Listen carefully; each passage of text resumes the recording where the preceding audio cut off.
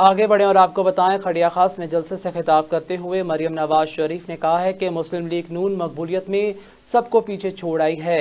ہر survey نے مخالفین کے پڑکچھے اڑا دیے ہیں۔ 8 فروری کو الیکشن نہیں، پاکستان کی تقدیر کا فیصلہ ہے۔ یہ ایک الیکشن کیمپین کا آخری جلسہ ہے۔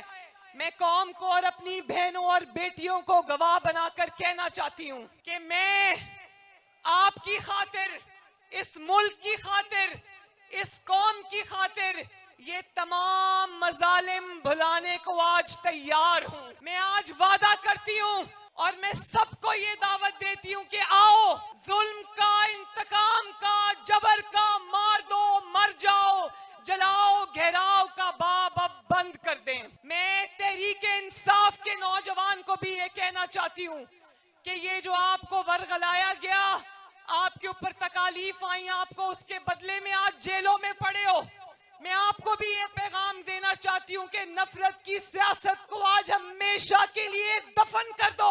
جہاں پر امن ہو، بھائی چارہ ہو، سلامتی ہو، اور انشاءاللہ تعالی ہوگا۔ میں خواب